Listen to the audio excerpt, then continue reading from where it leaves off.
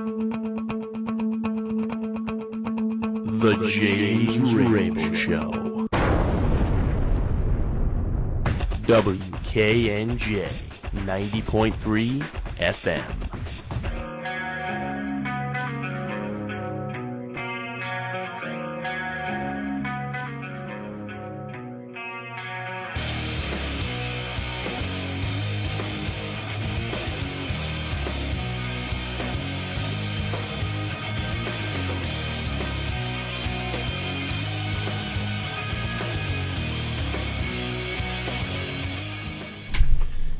Alright guys, what's going on? You're listening to the James Wrabel Show here on this wonderful Tuesday afternoon.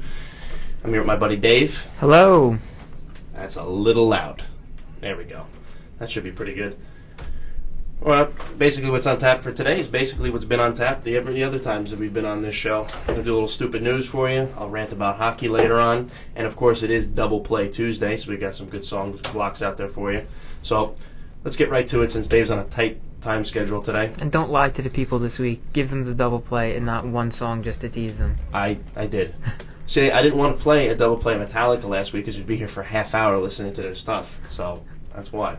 All right, You lied to everybody. That's what that was. Let's get into some stupid news. Specially groomed eyebrows a headache at an Oregon high school. A Portland high school is raising eyebrows with its brow grooming policy. Shave them or go home. Some students at Centennial High School have shaved vertical lines into their eyebrows in a trend recently made popular by hip-hop star Soulja Boy. Who's that? Don't worry about it. Okay. School officials say the mark looks like a gang symbol.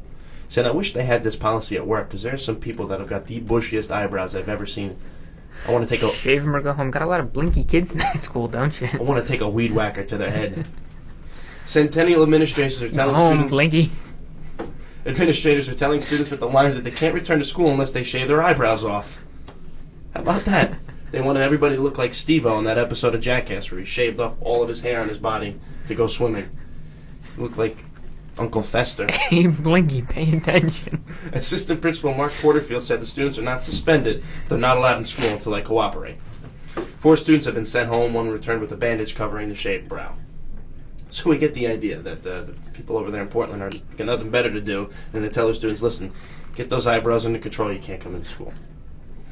Now, what guy wants to go and shave their eyebrows? Oh, the people who put lines in their eyebrows. Yeah, but I mean shave them off or detail them. Who has time for that? Apparently people in Oregon. All they got out there is woodchucks, lumber, and eyebrows.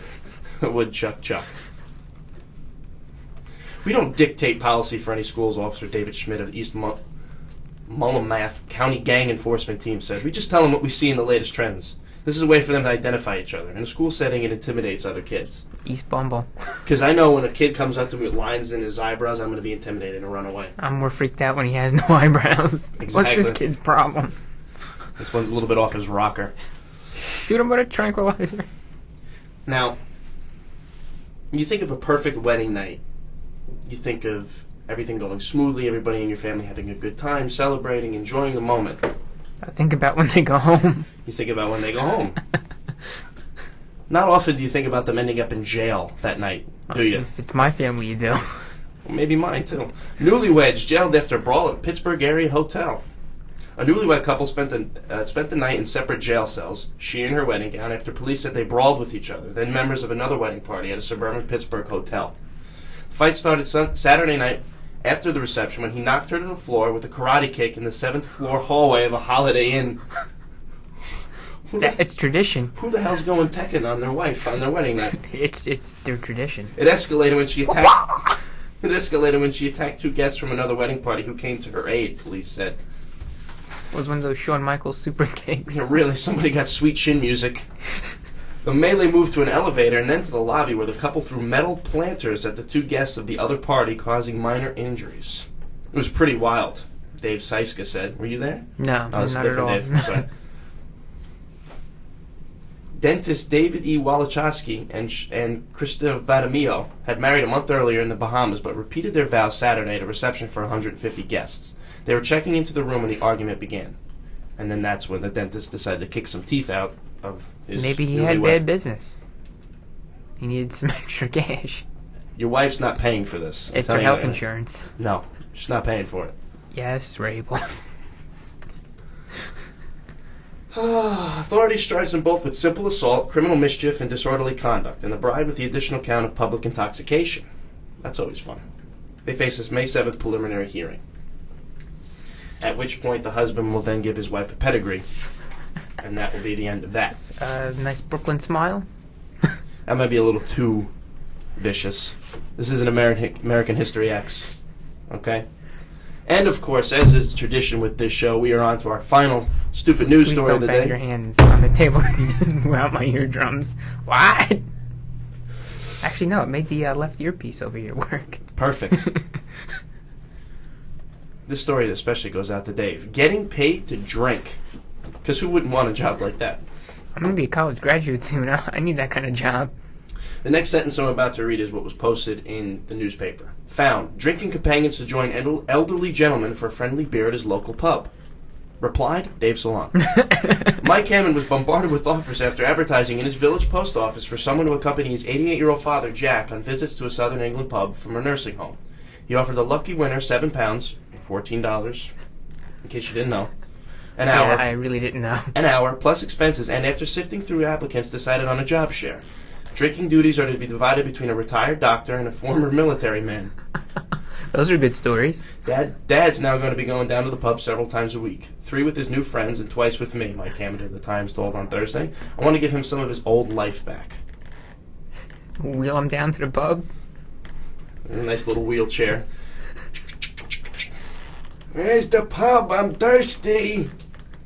So, being an enabler? Paying somebody to be an enabler? He's a big-time enabler. Up.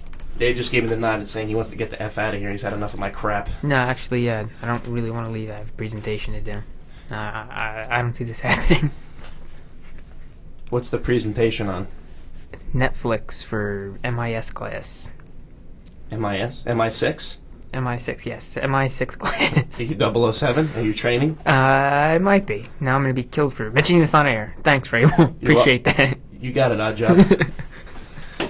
All right, Dave, let's play you some music. I have no idea which block is first. Good for you. I'm going to go out on a limb and say it's Default. Default? I hope it's not something like Fallout Boy. You have Fallout Boy. No, I don't care for Fallout Boy at all. That's Dave Salon on his way out. Thank you very much, Dave, for accompanying me with stupid news. As always, good job. All right, let's get into our first Double Play Tuesday block. I'm pretty sure it's Default. If it's not, you can yell at me later. No, it's not. It's Breaking Benjamin. You're listening to WKNJ 90.3 FM.